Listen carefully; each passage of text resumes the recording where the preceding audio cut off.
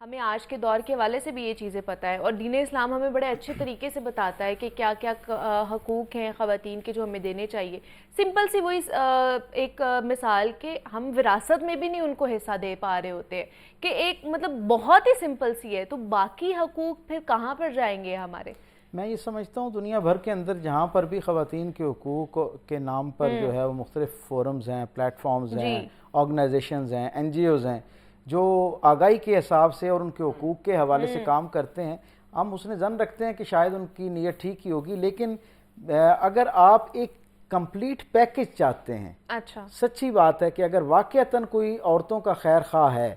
اور وہ یہ واقعی چاہتا ہے کہ عورتوں کو حقیقی معنوں میں جو ان کے حقوق ہونے چاہیے وہ ان تک پہنچیں اور ان حقوق کے ذیل میں ان کی زندگی میں وہ آسانی آئے جو حقیقی طور پر جس کے لیے جدوجہد کی جا رہی ہے، یہ آواز بلند کی جا رہی ہے، تو وہ ایک پیکج جس کے اندر سارے حقوق جو ہے وہ ہمیں مل سکتے ہیں، وہ سرکار دو عالم صلی اللہ علیہ وسلم کا لایا ہوا نظام ہے۔ یعنی میں یہ سمجھتا ہوں خواتین اکثر پلیٹ فارمز پہ، میڈیا پہ بھی اور باقی جگہوں پہ بھی، سیمینار کانفرنسز میں بھی اکثر اس سوال کا مجھے سامنا رہتا ہے، اور میں یہ کہا کرتا ہوں اپنی بہنوں کو، خاص طور پہ جو بہت اس معاملے میں جذباتی ہو کے میدان عمل میں نکل آتی ہیں، سڑکوں پر بھی نکل آتی ہیں، باقی جگہوں پہ بھی، ان کی تکلیف اپنی جگہ سر آنکھوں پہ، ان کے جذبے سے بھی مجھے کوئی اس طرح کا اختلاف نہیں ہے، اور میں کون ہوتا ہوں کسی کے بارے میں جو ہے وہ بدگمانی کرنے والا، لیکن میں یہ کہتا ہوں کہ کیوں نہ ہم اس بات پر پہلے اکٹھے ہو جائیں جس پر آپ کا اور میرا شعوری طور پر اور فطری طور پر الائنس ہو سکتا ہے، اتفاق ہو سکتا ہے۔ وہ سارے حقوق جو دین نے دے رکھے ہیں، پوری دیانتداری اور ذمہ داری کے ساتھ میں یہ بات کہہ رہا ہوں کہ اگر وہ حقوق معاشرے کے اندر عورت کو ملنا شروع ہو جائیں تو عورت کو کسی اور اضافی حق کے لیے آواز اٹھانے کی ضرورت ہی پیش نہیں آتی، پہلی بات۔ دوسری بات یہ ہے کہ عورتوں کو چاہیے کہ وہ گرد و پیش کے باقی جو وہ ہے نا سلوگنز، ان سے نکل کے حقیقی معنوں میں جو ریئل لائف میں ان کے لیے جو حقوق کے ذیل میں کوئی آسانی کا ذریعہ بننے والے نعرے ہیں نا، ان کی طرف آئیں، اور وہ سارے جو مطالبات ہو سکتے ہیں نا، وہ ایک لمحے میں دین رحمت ان کو جو ہے وہ عطا کرتا ہوا نظر آتا ہے۔ آپ نے بڑی صحیح طرف توجہ دلائی، آپ باقی ساری باتیں چھوڑ دیں، اگر صرف آج سے یہ طے کر لیا جائے، ہمارے جب مرحومین دنیا سے جاتے ہیں نا، ہمارے والدین جب جاتے ہیں تو ہم اللہ کے رسول صلی اللہ علیہ وسلم کی ایک حدیث کے ذیل میں جو 5 حقوق ایک آدمی کی دنیا سے جانے کے بعد مرحومین پر رہتے ہیں، ان میں سے اس کی تجہیز و تکفین کا بہترین اہتمام کیا جاتا ہے، خواہ اولاد کے وسائل کیسے ہیں، اس کے حقوق میں کوئی ایک آدمی بھی حق تلفی کرنے کو تیار نہیں ہوتا ہے، احتیاط پوری کی جا رہی ہوتی ہے، اس کے استغفار اور ایصال ثواب کے جو عرفیت میں ذرائع موجود ہیں ان سب کا اہتمام کیا جاتا ہے، یعنی کل کیا جاتا ہے، باقی جو ایصال ثواب کے معاملات ہوتے ہیں 40واں کیا جاتا ہے، یہ سارے خیر پر مبنی اعمال ہیں، یہ سارے کیے جاتے ہیں، لیکن وہ جو تیسرا اور بنیادی ایک حق ہے جو اللہ کے رسول صلی اللہ علیہ وسلم نے فرمایا کہ جو اس نے وعدے کر رکھے ہیں مخلوق کے ساتھ بھی اور اللہ کے ساتھ بھی، ان کی پاسداری نہیں ہوتی، اور ان وعدوں میں امام حجر اسقلانی علیہ رحمہ نے لکھا کہ پہلا وعدہ بطور کلمہ گو دنیا سے جانے والے کا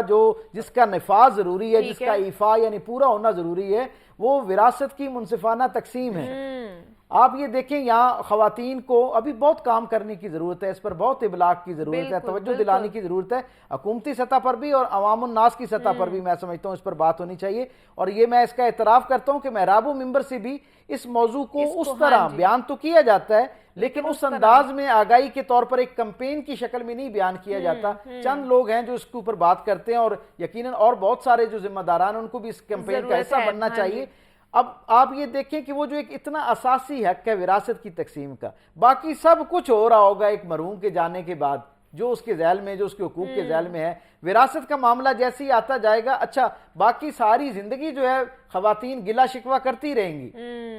اپنے باقی حقوق کی یعنی حق تلفی کے حوالے سے گلہ شکوہ کرتی رہیں گی، لیکن جیسی وراثت کا معاملہ آئے گا تو کبھی بھائی کی محبت آڑے آ جائے گی، کبھی وہ اپنی منت کر کے اپنا حق معاف کروا لے گا۔ بھائی یہ وہ حق ہے، یہ کوئی حق تلفی یا زیادتی والی بات نہیں ہے۔ اگر اس بیٹے کو اس وراثت کے اندر اللہ نے حق دیا ہے اور وہ اللہ کے فرمان کے تحت لے رہا ہے اور اسے کوئی غاصب نہیں سمجھ رہا، اور اس کے لیے یہ کوئی شرمندگی والی بات نہیں ہے کہ وہ اپنے باپ کے حصے میں سے یا ماں کے حصے میں سے جو شرعی طور پہ اس کا حصہ بنتا ہے وہ لے رہا ہے، اس پہ معاشرہ اس کو کوئی شرمندہ نہیں کرتا، اسے قائل کرنے کے لیے بیٹی کو کیوں کیا جاتا ہے؟ اس کا سبب یہ ہے، بہت معذرت کے ساتھ میری بہنیں اس پر اگر ناراض نہ ہوں تو،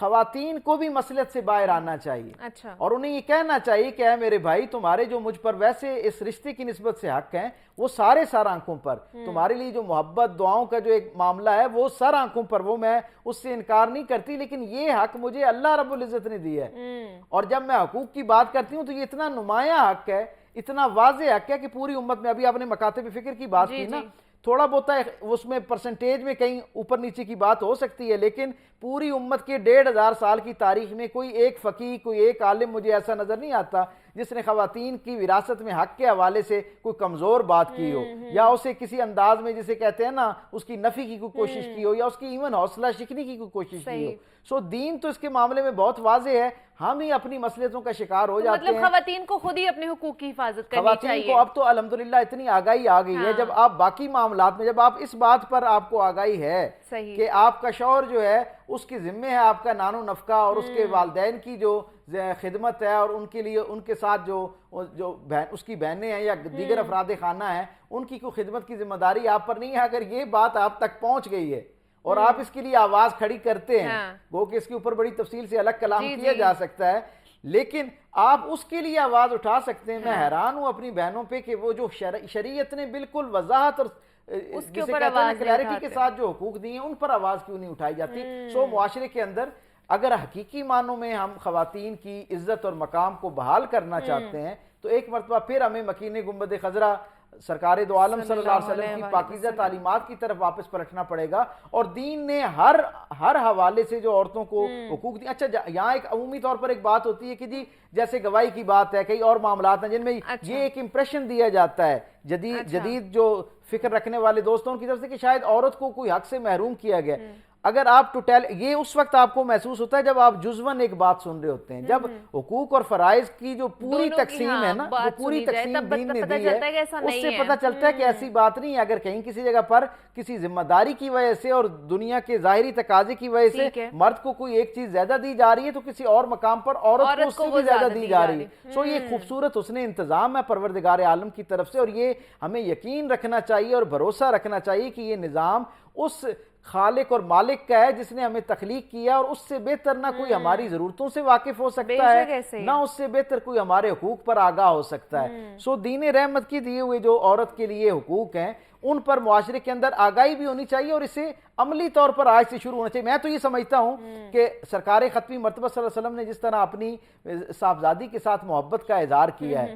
یہ اس انداز میں، والہانہ انداز میں، اعلانیہ ہم محبت کرتے ہوئے اس کا اظہار کرتے ہوئے کیوں ہچکچاہٹ کا شکار ہو جاتے ہیں؟ ہم اپنے احباب میں، دوستوں میں اپنے بیٹے کی خوبی بیان کر رہے ہوتے ہیں، اپنی بیٹی کی خوبی بیان کرنے میں ہچکچاہٹ کیوں محسوس کر رہے ہوتے ہیں؟ اس کا مطلب یہ کہیں لاشعور میں ہمارے اندر ایک غیر ضروری طور پر ایک حجاب پیدا کر دیا گیا نا۔ میں تو اس کو لا علمی کا ہی ایک جہالت کی ایک قسم کہتا ہوں۔ اللہ کے رسول صلی اللہ علیہ وسلم سے زیادہ کسی کی بیٹی حیادار اور باوقار ہو سکتی ہے؟ کوئی تصور کر سکتا ہے؟ میرے کریم آقا ان کے لیے کیسی عزت افزائی کا ذریعہ بنتے ہیں، ان کے لیے کیسی راحت کا ذریعہ بنتے ہیں، اور اپنے عمل سے گویا معاشرے کو ایک پیغام دے رہے ہیں کہ اس انداز میں محبت کرنی ہے۔ آج کل میں سمجھتا ہوں خواتین کی دیگر حقوق تو اپنی جگہ پر ہیں، یعنی سب سے قربت کا رشتہ جو مرد کے ساتھ ہو سکتا ہے وہ ماں کا رشتہ ہے، اور آج ہمارے معاشرے میں ماں کے ساتھ جو سلوک ہو رہا ہے، میں کسی بھی انداز میں اس کو جو ہے نا وہ قابل فخر صورتحال نہیں کہہ سکتا۔ میرے رسول کا معمول تو یہ ہے کہ حقیقی ماں کے ساتھ اس نے سلوک تو دور کی بات ہے۔ حضرت خدیجہ الکبریٰ سلام اللہ علیہ فرماتی ہیں کہ میرے نکاح کے 5 سال بعد مکے اور اس کے گرد و نواح میں جو خوراک کی صورتحال ہے وہ بڑی جو ہے وہ ناگفتہ بے ہو گئی، گویا قحط کی سی صورتحال ہو گئی۔ تو کہتے ہیں ایک دوپہر کو سرکار دو عالم آرام فرما رہے تھے تو ایک بچہ آیا، اس نے دروازہ کھٹکھٹایا اور آ کے بتایا کہ حرم مکہ جو ہے اس کے گرد جو کھجوریں ہیں ان کے ساتھ ایک قافلہ آیا قبیلہ بنو سعد سے، اور انہوں نے اپنی سواریاں وہاں باندھنا شروع کی ہیں۔ میرے کریم آقا صلی اللہ علیہ وسلم نے اضطراب کی حالت میں اس بچے سے پوچھا کہ ان میں کوئی بزرگ خاتون تو نہیں آئیں؟ تو انہوں نے کہا کہ اس قافلے میں ایک بزرگ خاتون بھی موجود ہیں۔ حضرت خدیجہ الکبریٰ سلام اللہ علیہ نے یہ بات کہی۔ آپ فرماتی ہیں، اور خطیب بغدادی نے اس کو لکھا، وہ کہتے ہیں کہ حضرت خدیجہ الکبریٰ کہتی ہیں میں نے اتنی طویل رفاقت پائی رسول اللہ صلی اللہ علیہ وسلم کی، آپ کی جلوت اور خلوت سے برکت پائی۔ وہ کہتی ہیں میں نے کبھی ایسا نہیں دیکھا کہ بیک وقت یہ حالت ہو سرکار دو عالم کی کہ آپ کا سر اقدس جو ہے اس کے اوپر بھی کوئی کپڑا موجود نہ ہو، اور آپ کے پاؤں مبارک کے اندر نالین شریفین جو ہیں وہ بھی موجود نہ ہوں. کہتی ہیں اکلوتا منظرنامہ ہے میرے حافظے میں کہ سرکار دو عالم اس بے چینی میں وہاں سے نکلتے ہیں اس خاتون کے استقبال کے لیے اور انہیں اپنے ساتھ لاتے ہیں, 3 دن اپنے گھر ٹھہراتے ہیں اور واپسی پر تحائف کے ساتھ واپس بھیجتے ہیں. یہ وہ خاتون تھی جس نے میرے کریم رسول صلی اللہ علیہ وسلم کی رضاعت کا شرف پایا, سرکار دو عالم کی رضائی ماں تھی.